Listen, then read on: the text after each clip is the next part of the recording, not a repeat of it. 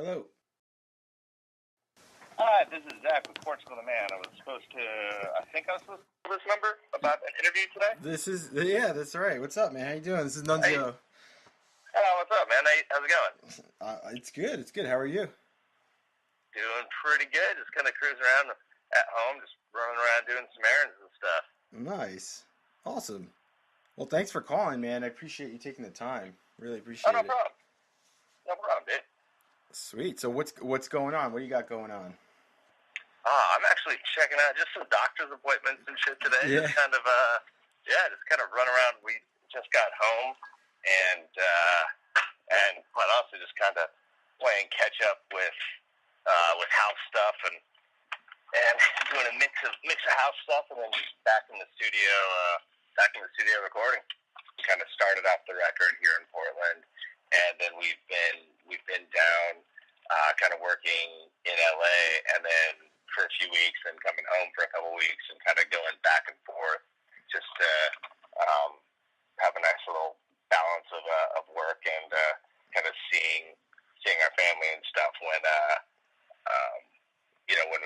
we can, because it has been a pretty crazy couple of years, and we were out on tour for kind of a year and a half. Yeah. So you're on. So now yeah. So now we're just we're in the studio, just kind of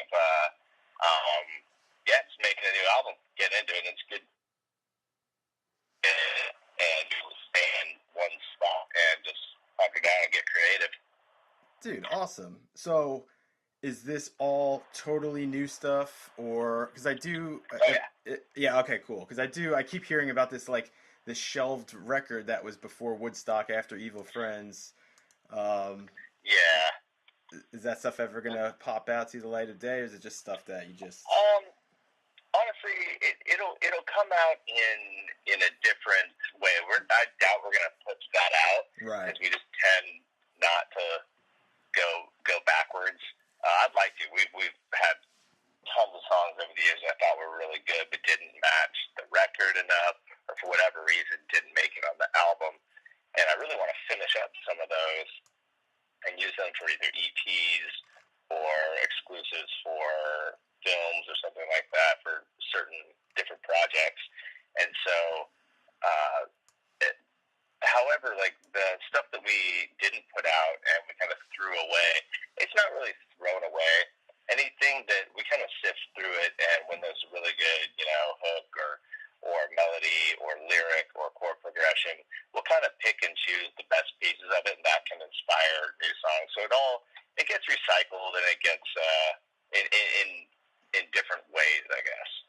Right. Not necessarily that album won't come out because it'll sound like we did back then. We don't really want to do that, but we will. But those ideas, everything that's kind of been out there, will see the light of day. All the good stuff, at least, in some form or another. Sweet. Yeah, so that's like an interesting point that you bring up, because I always say you guys, I think a lot of people would consider you pop now because you're so popular. The one time. You know what I mean? Yeah. But it's yeah, totally. I don't think that's a true statement that it's you're a pop. You know what I mean? I don't know, but I wouldn't say that either. Right. They don't look like pop artists. Exactly, but it's they're on the radio, they're pop. That's the thinking. But every one of your records, there's totally a progression, and it's incremental. Each album kind of goes into this direction of where you guys are now. I think it's kind of absolutely, very linear. It's not an overnight you guys changed and you're this this thing. And I've heard a few of you say in past interviews that timing was important. So what do you think about the timing of the songs that you just Feel It Still, for instance? Is it a timing thing, or is it just that great of a song? What do you think? Honestly, it has. There's a whole lot of variables that go into that. Yeah. It was everything, because that song got so big, it was just ridiculous. Nobody could have known that or known what it was going to be at all. And so it was just, everything was kind of perfect. I think it was the right time, the right beat, the right bass line, the right lyric. You just never know with those kind of things. But the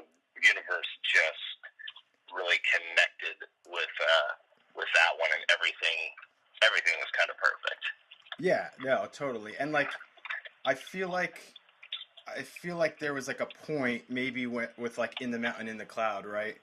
Where it kind of like started boiling.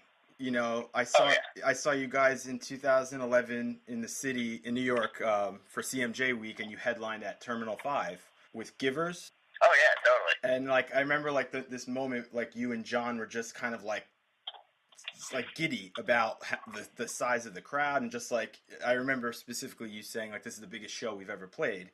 Yeah, well, totally. And like since then, you must have had like dozens or hundreds of those moments where it's like the shows just keep getting bigger, or like the opportunities keep getting bigger, and you're like, wow, like when is Absolutely. I mean, there's always something else, which is kind of the thing that drives us and a lot of artists and a lot of entrepreneurs and just driven people. There's always a goal, and you're never really done.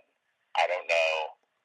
Things get harder when you're the Rolling Stones, and you can just do a week sold out at Madison Square Garden or something like that. I don't know where you go from there, but first band to play on the moon or something. But you got to always keep.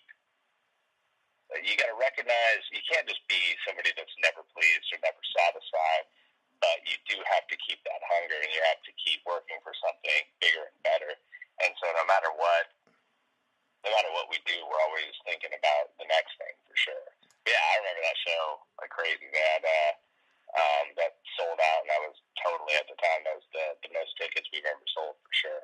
yeah, like it sticks in my mind because it was like it was so genuine. Like you guys were like, I think maybe surprised, even though like as a fan I was like, why are they, kind of like, why are they so surprised, because they're fucking awesome. But like, but then I guess you just don't really realize it's like, holy shit, that's a big venue, that's a lot of Yeah, tickets, that's totally. like I think it's just how it's stacked and how there's three levels looking down on you, and it's pretty big and intense in time. We've had a lot of those kind of milestones over the years, and um, everyone is just so special. They've been since day one for our very first tour. Just the feeling of holy shit, guys, we made it, just because we went to a town that we had never been to before and right. knew the words to our songs. We're like, well, that's it, we made it. The first time we played in Europe, we're like, holy shit, that's it, we made it. The first time, there's always so many of those first times, but they just, if you just don't stop doing that, that's kind of our whole goal. Yeah, so it's like, so now you're at this point where it's just like I couldn't possibly imagine more radio play or like bigger shows, like you're doing like Yeah. Coachella, stuff like that. So what do you see as being next? Just like, is it maintaining this level, or is there like another step up? Like what do you think it Oh is? yeah, we're still growing. We're still getting up there. We have a lot of ways that we can go because of we do and we don't. It's in a way, but since Feel It still got so huge, but still basically like everybody knows the song or has heard the song, but not everybody knows it's us. So, which is a good thing and a bad thing, but we still have a lot to do and a lot to build off to make ourselves, I guess, known a little bit more and the rest of our work known. And but it's also those are big shoes to fill when it comes to writing new songs, writing another album, and you can't predict anything like that. There's no amount of money or talent or anything that could get us to something like Feel It Still. Like I said, it was everything kind of aligned to make that perfect. But all we can do is try to do better for ourselves.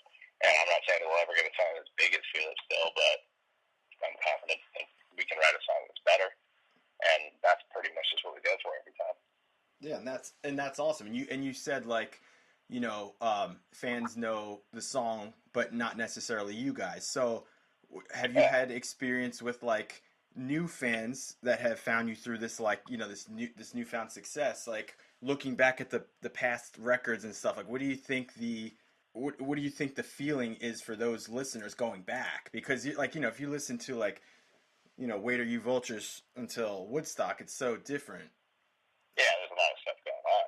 But Yeah. they wanted. That's the good thing about it is we have a fairly extensive catalog. So if a new fan wants to dig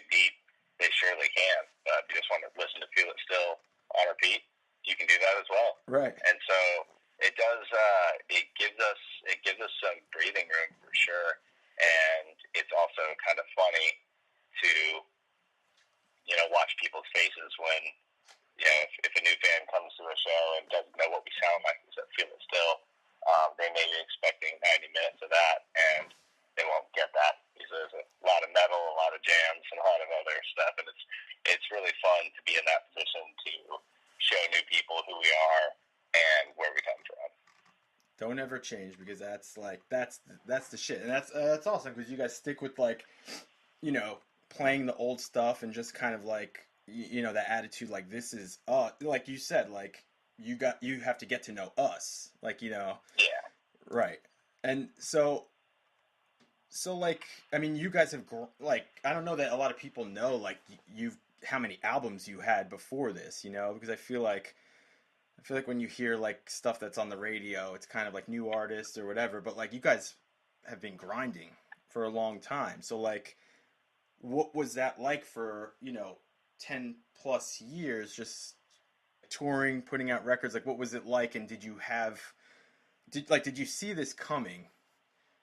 No, we didn't see that coming. I mean, we were on a steady incline the whole time. We've Yeah. been growing every year and every album, and we didn't know that's actually pretty rare. But we've been doing this for a long time, and it was a slow burn. It's a get rich slow scheme that we've got going, and Yeah. but it's worth it. It's fun. I mean, we started doing this because we wanted to. We had no expectation of. We hoped we could just do this for a living and be able to afford an apartment Yeah. and things like that. But yeah, we were totally homeless, living in vans for years, and then we've been comfortable and doing this for quite a while. But it's been very slow and steady, and so Feel It Still was the first really big spike that we've had, and it's pretty cool. It just gives us a whole nother level of opportunities and people to work with and doors that are unlocked. And we just kind of leveled up on some things. We've got invited into a world that we're not from, and we've been having a pretty good time in it. It's pretty funny shit. Yeah, and it's awesome. I mean, like, like you said, like just like being on that steady incline in, wasn't an overnight thing, and that's awesome. And I think, like I said before, it's like, there's definitely like there's like a projection, like between your first album to now. It's like a linear projection. It's not like, I wouldn't want to, like, there's no way if we had this success when I was like 23, right. I'd be a terrible person and just wouldn't know what to do. I'm totally glad everything worked out how and when it did, and I felt like we built a really strong fan base. Grassroots is people that have been coming to shows forever, like yourself, and that's what's important. And you have a hit, and that just allows you to kind of fish for new people, new fans, new listeners, and that just casts the net a lot wider than we normally get to. And it's been really amazing to see kind of all angles of the business. Yeah, and then so back, like, I mean, it's well documented, so like no need to get into it, but like, moving from Alaska basically to Portland just for the opportunity, right? Yeah. Mm-hmm. Because they were lacking where you guys were. And that was like, so what were you thinking at that time? Was it like, I just want to have some fun with my friends and play music, or was it like, if we're really gonna make like a career of this, we have to do this? It was a little bit of both. We didn't think it was going to be a career by any means, right. But we did sacrifice everything. We decided to do it. Honestly, what's funny is that we kind of did it. A lot of people, there's some kind of myth about people getting into the music industry to make money. I think people are finally coming to grasp with the fact that that's not really how it works. There's not a lot of money in it, especially when you're starting out, and such a small percentage of people get to truly make a living off this. And so we went out because we kind of realized that you didn't need to make money to do this. I didn't realize that you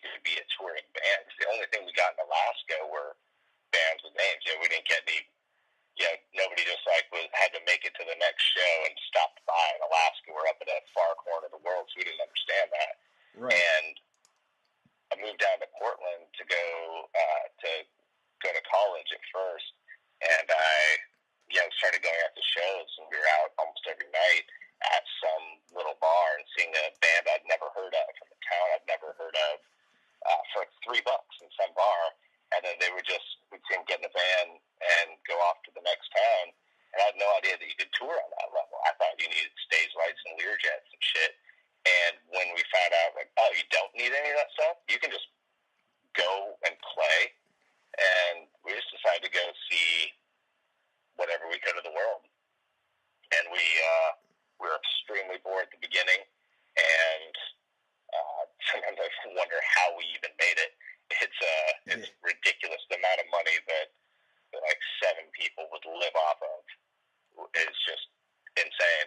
And we had a great time doing it, and we have a lot of fun stories, and I want to change it for the world. There's a lot of uncomfortable sleeping situations, and we made friends that would let us crash at their apartment. They might, give us some beer or, cook us breakfast. And for that, we'd be like, all right, well, you never have to pay for a show ever again. And a lot of those people from that first tour still come to our shows, and we still take care of them because they took care of us.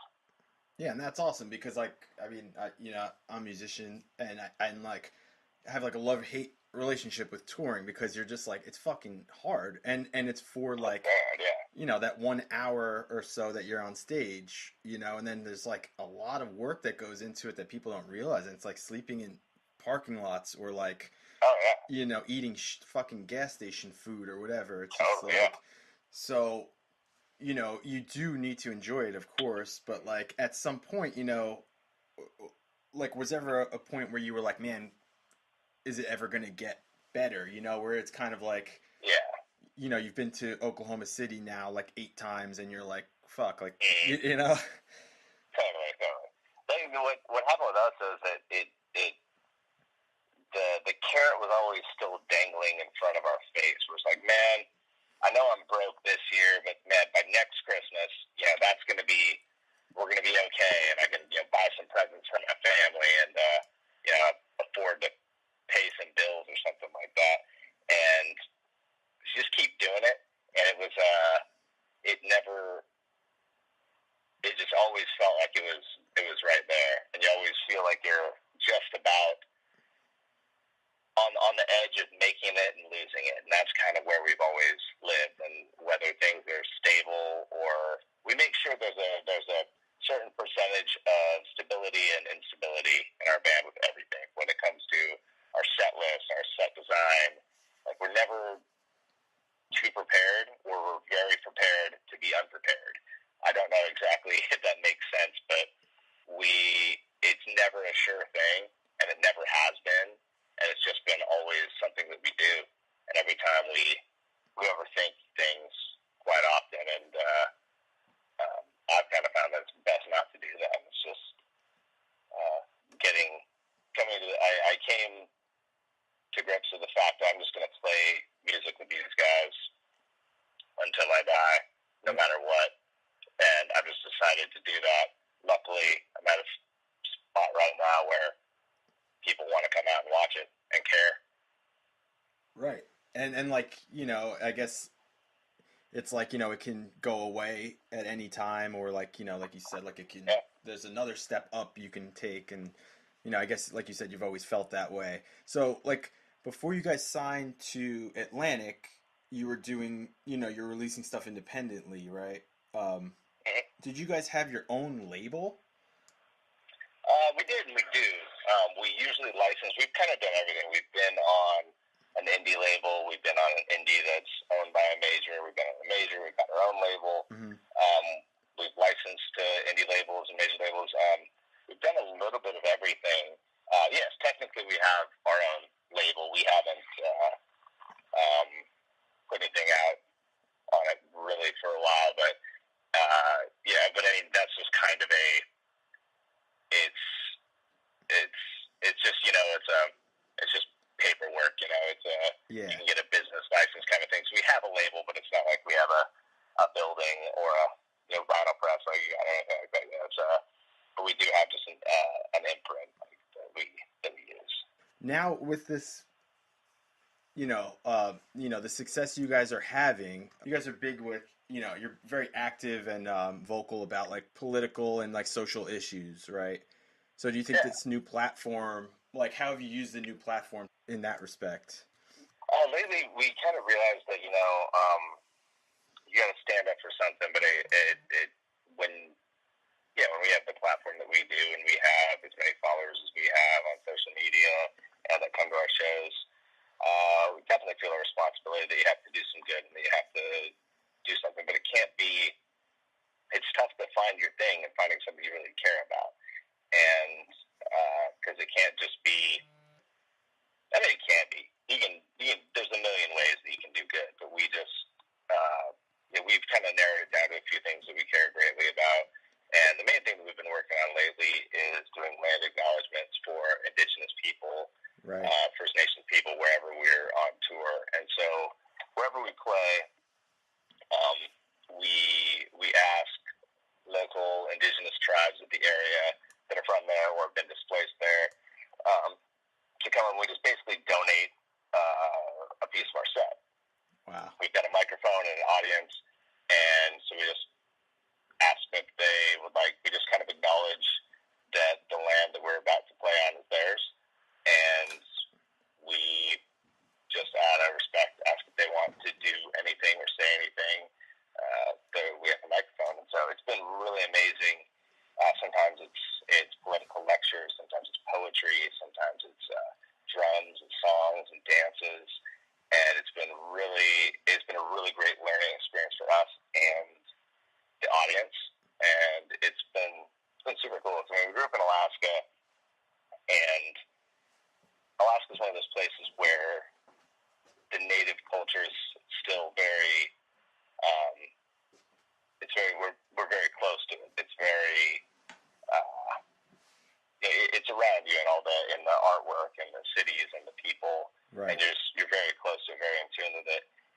But then we realized that a lot of we see that just because of where we're from, but then in the books that we were reading, we didn't hear hardly anything of that, and so that's just something that we kind of wanted to take around with us anywhere we go in the world.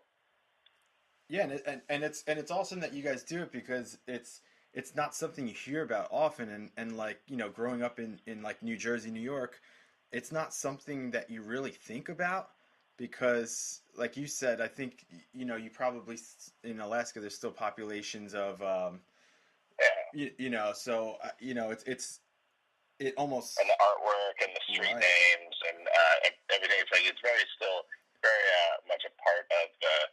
Even if it has been completely whitewashed and shit, it's still there for the most part. But it is in a lot of the bigger cities and metropolitan areas. It's definitely harder to see. For sure. Yeah, so it's great that you guys do that.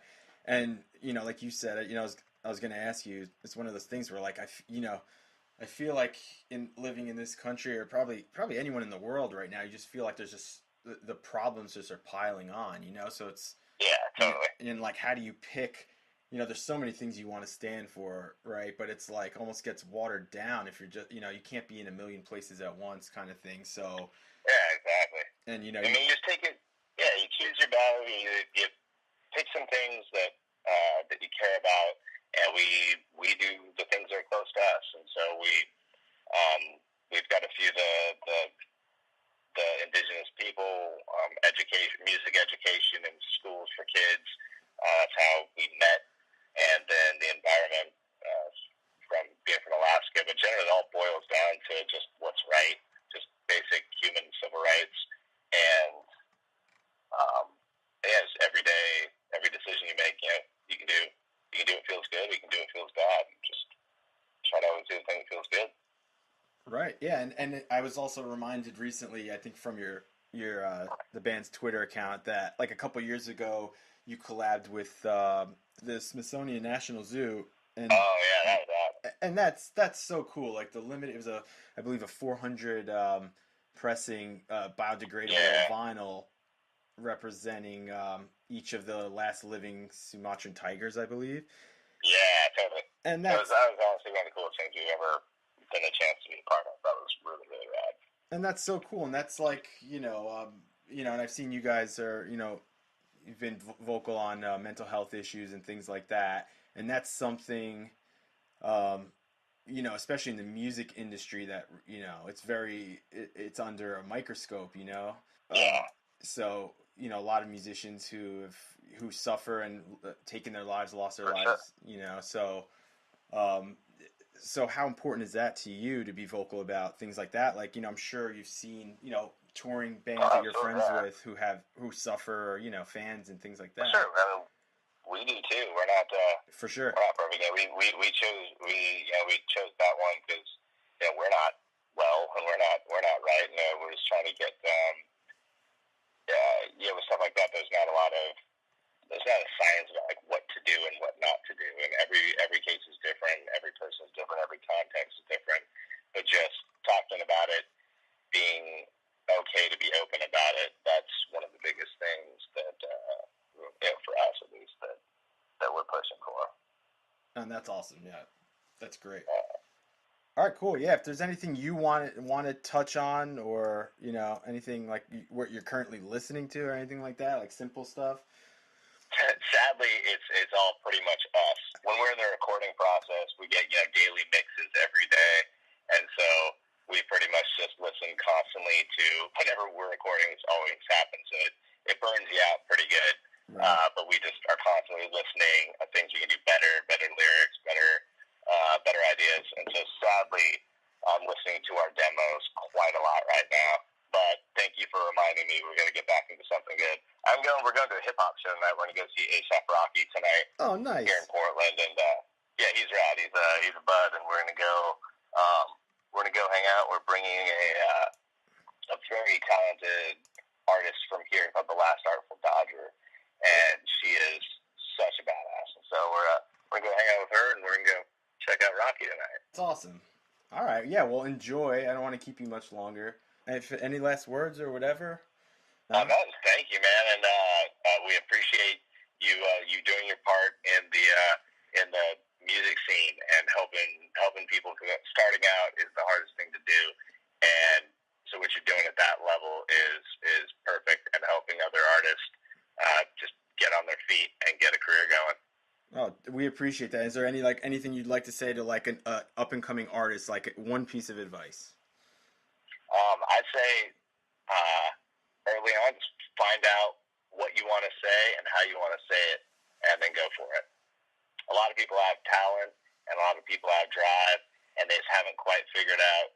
And same with us, we still don't totally know who and what we want to be and how, but figuring that out and getting with people that have common goals is very, very important. Awesome. Dude, thank you again so much for taking the time. Of course, dude. Appreciate it so much. Enjoy the show tonight. Thanks, dude. And best of luck. And I hope I'll be seeing you guys soon. Absolutely. I'm sure it won't be long until we're back out east. I can't wait. Oh, yeah, dude. Well, yeah, you have a good night, man. All right, you too, man. Enjoy.